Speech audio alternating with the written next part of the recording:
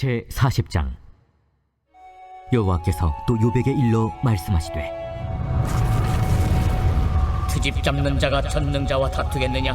하나님을 탓하는 자는 대답할지니라. 욥이 여호와께 대답하여 이르되, 보소서, 나는 비쳐나오니 무엇을 주께 대답하리이까? 손으로 내 입을 가릴 뿐이로소이다.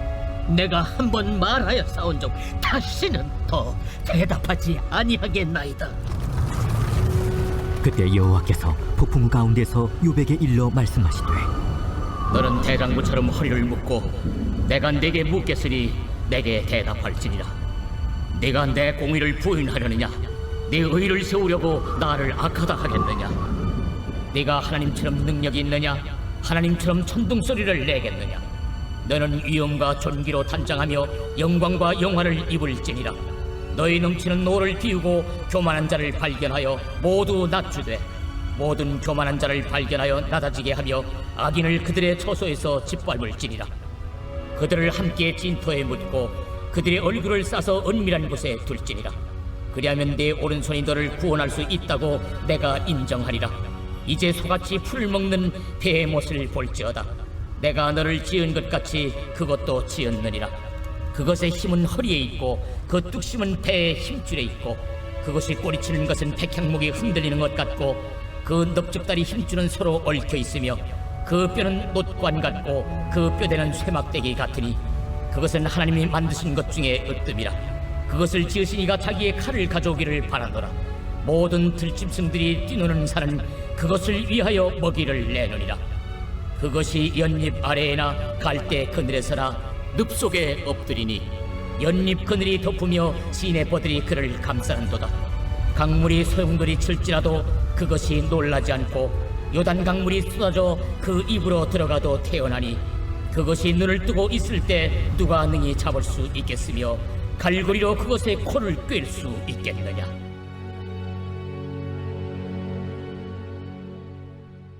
아멘, 할렐루야.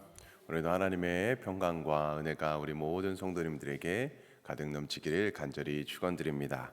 아멘. 어제까지 우리는 38장 말씀 그리고 39장 말씀 속에서 하나님의 천지를 창조하신 그 놀라운 신비, 또 우주 만물에 대한 하나님의 통치하심, 또 섭리하심에 대해서 강조하시는 그 하나님의 말씀에 대해서 보게 되었습니다. 이 하나님의 절대 주권 그리고 인간의 한계를 드러내시는 첫 번째 말씀이셨지요. 자, 이제 오늘 본문은 40장과 또 내일 보게 될 41장은 하나님의 두 번째 말씀에 해당하게 됩니다.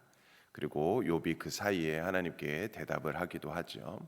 자, 먼저 1절과 2절 말씀을 함께 보겠습니다. 여호와께서 또 욥에게 일러 말씀하시되, 트집 잡는 자가 전능자와 다투겠느냐? 하나님을 탓하는 자는 대답할지니라. 자, 하나님께서는 지금 욥을 트집 잡는 자, 하나님을 탓하는 자라고 말씀하십니다. 그러니까 이는 욥이 하나님에 대해서 함부로 말을 하고 하나님 자신에게 그릇 행하셨다라는 태도를 보인 그 교만함을 지적하고 있는 것이죠. 자, 그래서 하나님은 욥에게 대답을 요구하시는 것입니다. 앞에 어제 우리가 보았던 말씀에서처럼 그 첫 번째 말씀을 듣고 어떤 반론할 것이 있느냐라고 물으시는 것입니다. 말해보아라. 이에 욥은 하나님의 창조의 그 권능, 또 하나님의 그 지혜 앞에서 자신은 잠잠할 수밖에 없음을 고백하지요. 4절, 5절에서도 보면 욥은 하나님의 말씀에 할 말이 잃고 입을 가리면서 다시는 대답하지 않겠노라 라고 대답을 합니다. 욥은 전능하신 하나님을 트집 잡고 하나님과 다투는 자가 되기를 원치 않습니다. 또 하나님을 탓하는 자가 되고 싶지도 않습니다. 욥은 일찍이 하나님 앞에서 의롭다 생각하며 반론하는 것이 어리석은 일임을 잘 알고 있었습니다. 우리가 앞서 9장에서 보면 9장 2절에서 3절 말씀에 보면 욥이 이렇게 고백을 했습니다. 인생이 어찌 하나님 앞에 의로우랴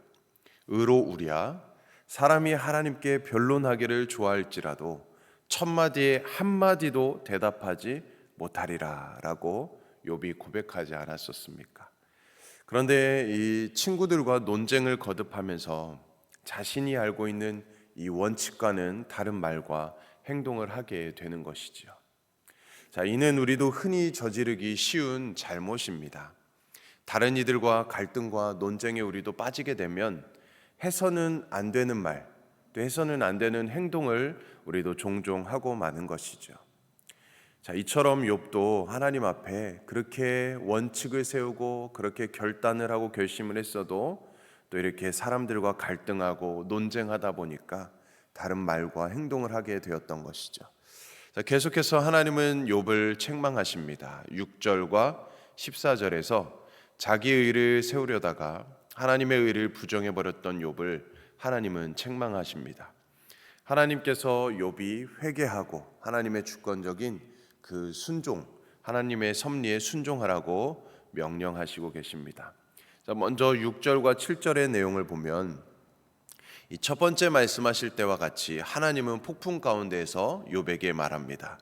대장부처럼 허리를 묶고 대답할 것을 요구하고 계시죠. 자, 8절 말씀입니다. 그리고 이어서 8절 말씀, 네가 내 공의를 부인하려느냐, 내 의를 세우려고 나를 악하다 하겠느냐. 물론 욥은 직접적으로 하나님이 불의하시다라고 말하지는 않았죠. 그러나 욥은 자신이 당한 이 고난으로 인해서 하나님의 그 공의를 의심하기도 했었습니다. 욥은 27장 2절에서도 이런 내용을 말씀했죠. 심지어 자신의 정당함을 하나님이 물리치셨다, 자신의 정당함을 하나님이 물리치셨다라고도 말하기도 했습니다. 그러니까 이는 도덕적으로 흠이 없이 자신이 살고자 몸부림쳤는데 하나님의 정당한 판결을 내려주시지 않으시고, 또한 그렇게 깨끗하게 살아온 도덕적인 삶에 대한 기대와 부응에 대해서 보상을 받지 못하고 하나님께서 그런 것들을 다 무효화시켜버렸다라고 주장했던 것이죠. 자, 이 같은 욥의 말은 물론 혹독한 그런 고난을 견디다 못해서 나온 말이기는 하지요. 그러나 이 하나님의 심판 자체를 불의한 것으로 여기고 이로 인해서 하나님의 불의하신 분이라고 할 수 있는 여지가 충분히 있는 그런 말이었던 것입니다. 자, 그래서 결국 욥은 하나님의 책망을 듣게 되는 것이죠. 자, 이어서 10절과 14절의 말씀은 정확히 무슨 의미인지는 빨리 파악이 되지는 않지만 이는 하나님께서 욥에게 내 대신 하나님의 역할을 해보라라는 의미입니다. 하나님에게 속한 그 위엄, 그 존귀로 단장하고 영광과 영화의 옷을 입고 교만한 사람들을 꺾어서 비천하게 만들고 악한 사람들을 짓눌러서 땅에 묻어버리시라 라고 말씀하죠. 만약 이런 역할들을 너가 잘할 수 있다면 내가 너를 인정해 주겠다라고 말씀하고 계시는 것입니다. 이 부분은 마치 우리 헐리우드 영화 중에서 브루스 올마이티라는 영화가 있는데요, 한 2003년도에 개봉한 영화입니다. 이 짐 캐리라는 그 코믹 영화를 찍는 그 배우가 주인공을 맡았던 그런 영화입니다. 이 영화는 일주일 동안 하나님께서 휴가를 갔다 올 테니 한번 일주일 동안 하나님이 되어서 이 땅을 한번 다스려 보라라는 이제 그런 내용입니다. 그래서 하나님을 대신해서 일주일 동안 이 주인공이 이제 하나님의 능력을 마음껏 사용하는 것입니다. 내용이 이제 이런 내용입니다. 이제 만약에 사람들에게 로또 복권을 당첨되게 해주는 것입니다. 근데 그게 한 사람 두 사람도 아니고 한 40만 명에게 그렇게 로또 당첨이 되게 해주는 거예요. 그러면은 그 돈이 한 17달러인가 그 정도 이제 이렇게 받을 수 있는 거예요. 이게 무슨 로또의 의미가 있겠습니까? 그러니까 사람들이 오히려 들고 일어나고 이제 격분을 시키고 이제 이런 일들이 일어나는 거예요. 그리고 또 본인이 사랑하는 여인에게 달을 이렇게 끌어다가 가지고 와요. 그러니까 지구 반대편에서 해일이 일어나는 거예요. 그러니까 이 하나님의 능력을 마음껏 사용했지만, 그러니까 이런 더 오히려 세상은 엉망진창이 되고 망가져버리는 그런 코미디 영화인 것이죠. 그러니까 지금 하나님께서는 욥에게 이 명령하신 것들을 다 이룬다면 욥 스스로 자신을 구원할 수 있겠다라고 인정하겠다라는 것이죠. 그러니까 14절 말씀처럼 그렇습니다. 그러나 우리가 하나님의 역할을 할 수가 없죠. 하나님의 역할을 우리가 도저히 감당할 수가 없습니다. 이룰 수 없는 일이죠. 하나님은 이 말씀을 통해서 교만을 버리고 겸손할 것을 욥에게 말씀하는 것입니다. 그런데 이 말씀을 보면서 참 그런 생각도 들더라고요. 우리가 하나님의 일을 일주일은 고사하고 하루도 못 맡겠다, 하루도 감당하지 못할 것 같다라는 생각을 해보게 됩니다. 하나님의 그 어마어마한 그런 역할들을 우리가 어떻게 내가 갖고 있는 지혜와 지식과 나의 경험으로서 하나님의 역할을 맡으라고 하면은 도저히 감당할 수 없을 것 같다라는 생각을 해보게 되었습니다. 그런데 또 한 가지 드는 생각은 그런 것이었습니다. 그런데 그렇게 생각하며 사는 사람들이 있다. 저도 마찬가지일 것입니다. 때로는 마치 내가 하나님이 된 것인 것처럼, 내 스스로가 하나님인 것처럼 여기면서 살아가고 있진 않은가, 그렇게 교만하게 살아가고 있진 않은가, 내 자신이 스스로 하나님이 되어서 우상 숭배하면서 내가 하고 싶은 것, 내가 마음껏 하면서 그렇게 살아가고 있지 않은가, 또 스스로를 돌아보게 되는 그런 또 말씀이기도 합니다. 자, 이어서 15절과 24절은 베헤못이라는 짐승이 등장합니다. 예전에 우리 개역 성경에서는 이 베헤못을 하마라고 번역을 했었습니다. 하마. 근데 어떻게 보면은 그 사실이, 그 묘사를 보면은 하마와 잘 맞지 않다라는 것을 알 수가 있습니다. 자, 그래서 이 베헤못이 어떤 짐승인지 명확치가 않아서 지금 이제 우리가 보고 있는 이 개역 개정은 히브리어 원어 그대로 그냥 베헤못이라고 표기를 하고 있는 것입니다. 혹자는 공룡을 의미한다라고 말하는 사람도 있지만 명확하지가 않습니다. 확실치 않습니다. 또 이 본문은 이 베헤못의 위용을 통해서 하나님의 절대 주권하심, 인간의 한계를 다시 강조하고 있는 내용인 것이죠. 자, 15절 말씀을 보겠습니다. 이제 소같이 풀을 먹는 베헤못을 볼지어다. 내가 너를 지은 것 같이 그것도 지었느니라. 자, 하나님께서는 욥은 물론 거대한 짐승인 이 베헤못도 창조하셨다라고 말씀합니다. 또 16절과 18절 말씀의 내용을 보면 베헤못의 힘은 허리에 있고 그 뚝심은 배의 힘줄에 있다. 그것이 꼬리를 치는 것은 백향목이 흔들리는 것과 같다. 또 그 넓적다리의 힘줄은 서로 얽혀 있고 그 뼈는 놋관과 같다. 그 뼈는 쇠막대기와 같이 단단하다라는 것을 말씀하고 있습니다. 자, 이 베헤못이라는 이 베헤못에 대해서 이러한 묘사는 그것이 동물 중에서 가장 강한 것이라는 의미를 갖고 있죠. 현존하는 동물 중에서 가장 강한 동물이 무엇일까요? 그런데 이것에 가장 부합하는 동물은 우리가 이제 추측해 보는 것입니다. 어떤 것과 가장 가까울까? 어떤 것과 가장 비슷할까? 근데 이제 어떤 사람들은 코뿔소가 아닐까? 또 하마가 아닐까? 또 어떤 사람은 코끼리가 아닐까라고 또 생각을 합니다. 또 혹은 이 세 동물을 합친 그런 존재가 아닐까, 이 정도로 이제 여겨지는 것이죠. 자, 이제 마지막으로 19절과 24절까지의 말씀 내용을 보면 이 베헤못은 하나님이 만드신 것 중에서 으뜸이라고 계속해서 말씀을 하십니다. 그것이 눈을 뜨고 있을 때에 누가 능히 그것을 잡을 수 있겠느냐? 갈고리로 그것의 코를 꿰 수 있겠느냐? 어떻게 보면 이제 반어법을 사용하시는 것 같아요. 이제 그렇게 할 수 없다라는 것을 이제 말씀하고 계시는 것이죠. 그러니까 하나님은 이 베헤못과 같은 이 큰 동물도 창조했을 뿐만 아니라 그것들을 다스리시는 분이시다라는 것을 계속해서 말씀하고 계십니다. 자, 세상이 아무리 크고 강력해 보이는 것도 하나님의 능력 앞에서는 무기력하고 약하기 짝이 없으며 그 모든 것들은 하나님의 통치 아래에 있다라는 것을 말씀해 주고 있습니다. 자, 오늘 본문은 욥을 트집 잡는 자, 하나님을 탓하는 자로 지칭하는 것으로 시작해서 베헤못이라는 짐승에 관해 길게 묘사하는 것으로 끝이 나게 됩니다. 자, 하나님은 그것조차 하나님이 지으셨음을 말씀하고 계시죠. 자, 그러면 왜 베헤못에 관해서 이렇게 길게 이야기를 하셨을까? 아마도 이 베헤못이 상징하는 것이 있기 때문에 이렇게 길게 말씀을 하셨을 것입니다.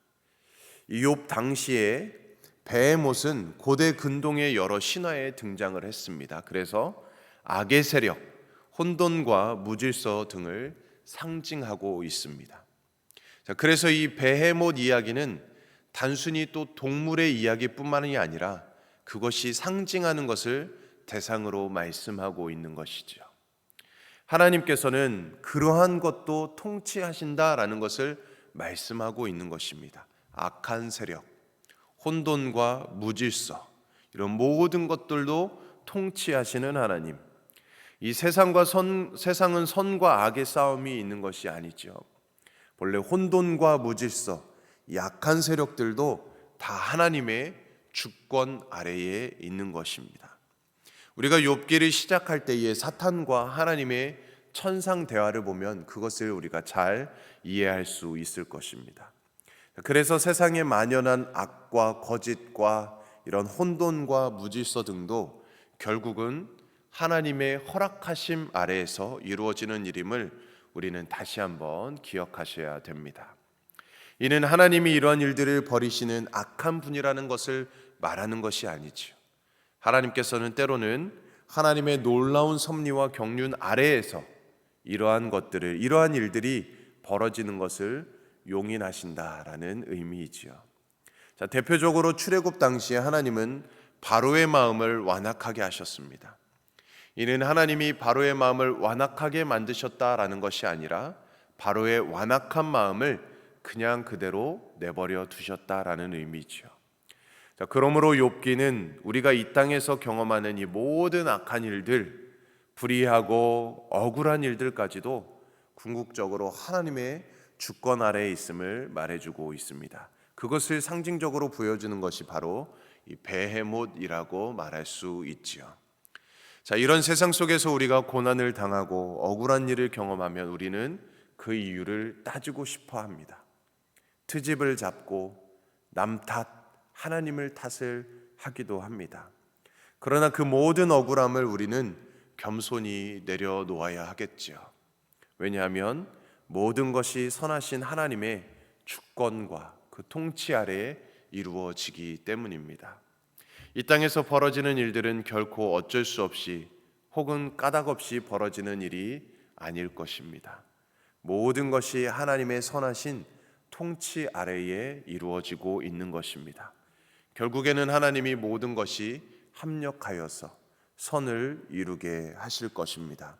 자, 그러므로 오늘 우리가 경험하는 모든 일 가운데에서 억울함과 원통함과 트집과 탓하는 것을 우리가 멈추고 더욱 인내함으로 겸손함으로 이 믿음의 길을 걸어가시는 저와 여러분들의 삶이 되기를 주님의 이름으로 간절히 축원드립니다. 아멘. 우리 함께 기도하겠습니다. 하나님 아버지, 우리도 욥처럼 하나님을 직면했을 때 우리가 얼마나 작고 연약하고 비천한 존재인지, 그럼에도 우리를 버리거나 내치지 않으시고 품어주시는 그 하나님의 크신 사랑에 얼마나 감격했는지 모릅니다. 바라옵나니 우리가 매일매일 하나님 앞에 살아감으로 하나님을 경외하며 하나님을 섬기는 삶이 될 수 있도록 인도하여 주시옵소서. 또한 우리들은 하나님이 전능하신 분이신 것을 알지만 그 전능이 무엇을 의미하는지 잘 모르며 살아왔습니다. 그것을 깊이 인지하며 하나님 앞에 겸허하게 받아들일 수 있도록 인도하여 주시옵소서. 하나님께서 행하시는 일을 우리가 할 수 있다고 착각하거나 고집부리지 않게 하시고 우리가 행해야 할 일을 하나님께 맡기려고 하는 어리석음을 버리게 하여 주시옵소서. 우리가 하나님이 되려고 하는 우리 스스로를 우상 숭배하지 아니하게 하여 주시고 하나님 앞에 늘 겸손함으로 인내함으로 이 구원의 완성을 이뤄갈 수 있도록 역사하여 주시옵소서. 날마다 말씀을 통하여서 말씀하시는 하나님의 음성을 듣게 하시고 하나님의 생각과 하나님의 길이 우리의 것보다 높음을 알아서 매일 믿음으로 살아가게 하여 주시옵소서. 오늘도 하나님께서 허락해 주신 우리의 가정과 일터와 삶의 현장에서 하나님을 경외하며 사는 귀하고 복된 한 날이 되게 하여 주시옵소서. 감사드리며 예수님의 이름으로 기도드립니다. 아멘.